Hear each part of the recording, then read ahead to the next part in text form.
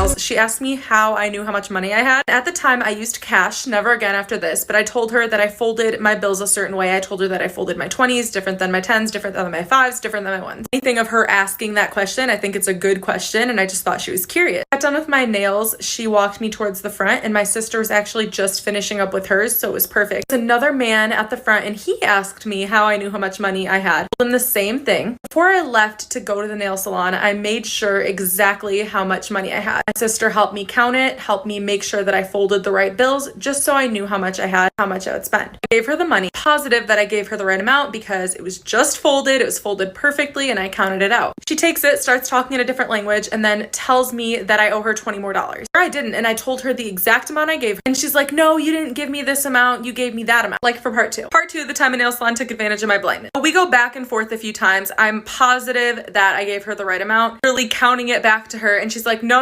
you're wrong. And at this point, more people are walking into the salon, so I'm getting really uncomfortable. Back at it, I should have pulled out my phone that has a money reader on it and read her the money using my screen reader, but I was super uncomfortable and more people were walking in, and I just wanted to leave it at that. My sister was paying somewhere else. I had no idea where she was, and I didn't want to call out to her or anything. So when we got home, I wanted to double check that these people were actually scamming me. My sister helped me look at the money, and aside from the amount I paid for my nails, obviously, in the tip, I was missing $20. We can learn something from most situations, and this situation just taught me to not carry around cash. I never went to that nail salon again. I actually got my nails somewhere else today, and I think they look pretty good. I mean, I can't see them, but let me know. Without my permission. So for a while, I was going to people's houses to do their nails, and I would do this in the summer, so a lot of my clients set up a table outside so that the smell didn't smell up their house too bad. I always feel rude to park in the person's driveway, so I usually park outside of their house on the side of the road. And this time in particular, I did just that, and we did her nails outside as well. At the time, my car had temp plates on it because I had just recently got it. And also my car is a BMW 2-door with all tinted windows, so you cannot see inside of it even if you tried. So I could understand why it looks a little bit suspicious. Luckily for me, my nail client's dog ended up running out of the fence into the front yard, right near my car. So I go with her to chase him, and I see the police officer opening up my car door. And I wasn't parked illegally or anything, and my temp plates weren't expired either.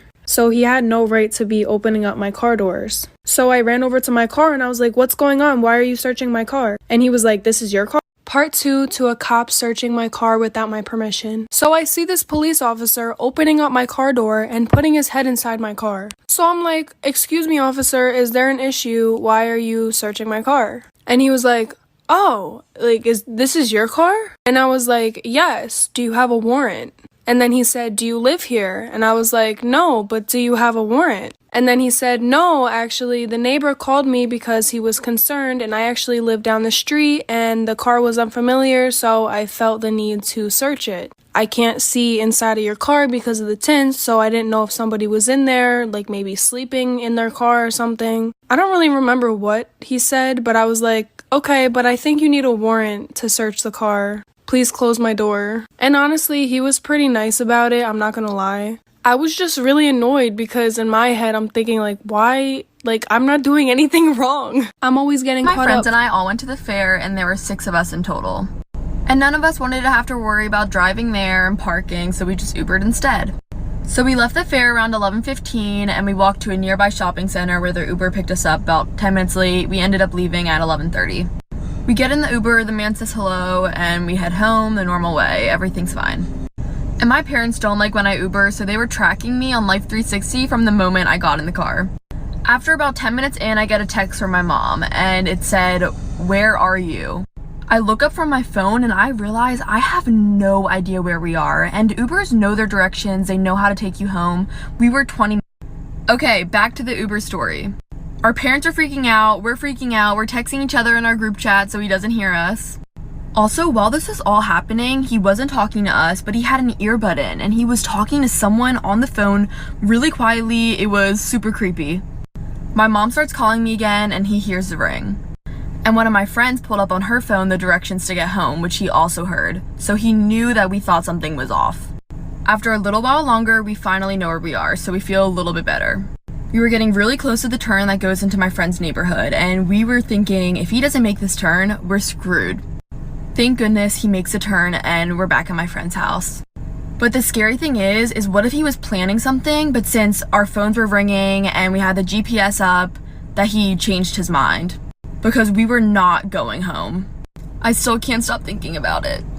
This is the one time Life 360 has come in handy. Story time. A girl named Akira Kendrick sent me the story, and the background of it is that her dad was very abusive to her mother, and her mother got custody of Akira, and her dad was not happy about that. Anyway, so Akira was with her aunt and her cousins at her grandmother's house, all on her mother's side, and her dad stops by to say hello.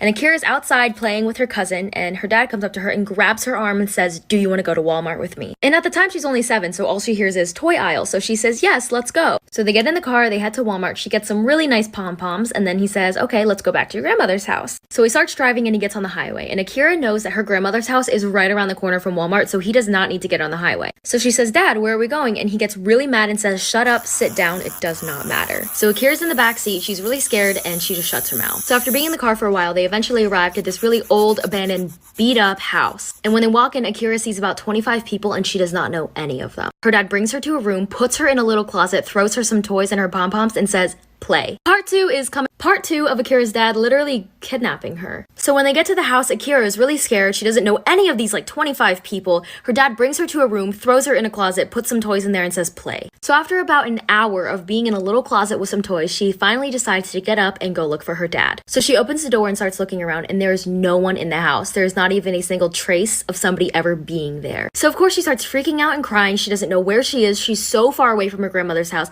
and she doesn't have a phone. And so eventually, after 3 hours, she hears somebody. She looks up, and her dad is standing there, and he says, "Come on, let's go. The cops are outside." So basically, Akira's aunt called the cops, and they had a search warrant for him. They ended up finding her dad, and they said to him, "If you don't take us to her, you will go to jail." And obviously, from what I just said, he finally took them to her at this random old abandoned house, and they found her. And they ended up putting him in jail anyways, because why not? 2 years in jail and 1 year on probation. Don't steal children! You should never play hide and seek. A mom decided to play hide and seek with her 2 kids. The mom began counting, "Ready or not, here I come." She begins searching the downstairs kitchen because she knows that they hide there every single time. As she's walking to the kitchen, she starts saying, I wonder where they are. She looks under the table and sees they aren't there, which is kind of odd. She knew they were too scared to go into the basement alone, but she decided to check anyway. They weren't there either. She began to panic. The mom then says, "Jordan, Casey, come out now. Mommy's not playing anymore." There was no answer. Panic really begins to set in. She decides to call 911 and reaches an operator. She tells the operator what's wrong, and the operator sends an officer to her house. Once the officer arrives, he says, "Don't worry, we will find them." As she's sitting in the living room, she hears giggling and laughing and hears a closet door slam upstairs. She sprints upstairs and says, "Jordan, Casey, you worried me sick." She opened the closet door and nobody was there. While all of this is going on, she hears the doorbell ring. She runs downstairs and finds the officer holding Jordan and Casey. The officer says they were hiding in the shed out back. Then Jordan looks at mommy and says, "Why were you telling us to stay in the Me and my sisters almost got kidnapped. So my mom and her boyfriend were just gonna go out and have a night to themselves, and I was home watching my 2 little sisters. At the time, I was 13, my 2 little sisters were 9 and 6. So around 6 p.m., my mom and her boyfriend leave. Me and my sisters just sit down and watch a movie, and then I get up to make them dinner. I get paranoid really easily, and while I was making them dinner, I look out the kitchen window, and I thought I seen somebody in the backyard. I text my mom and she gets on the cameras that are outside and she said nobody was out there. I continue making them dinner, we sit down and eat, and then we start watching another movie. Then we start hearing knocking. It wasn't coming from any of the doors, it was coming from the side of the house. I didn't want to bother my mom on her one night out, so I just took the kids and we went upstairs and watched a movie in my room. My 6-year-old sister at the time went to the bathroom and she came back in literal tears. She was literally crying so hard until I finally got her to stop and tell me what was wrong. She said as she was walking back from the bathroom, she seen somebody downstairs. I quietly locked my door and I put my sisters in the closet and I call my mom right away. I'm running out of time. Part 2 of how me and my sisters almost got kidnapped. I called my mom and then she looked on the cameras downstairs and somebody was in the house. She never told me what the person was doing. I guess she just didn't want me worrying, but she called 911 right away. While my 2 little sisters were in the closet, my 6-year-old sister would not stop crying and I'm pretty sure the person downstairs heard her. At this time, my mom and her boyfriend were already on the way and so were the police. I heard him coming up the steps, so I quietly opened the closet door and promised my sisters that they would stay quiet and be calm no matter what. I didn't know what he was here for, so I hid in the side of the bed in front of the closet so that he would get to me before he got to the girls. I heard him just rummaging through stuff and stuff breaking. Then a couple minutes later, I hear the police sirens. Right as I hear the police sirens, I hear a bedroom window smash. While trying to stay as calm as I can, 3 policemen bust down the door.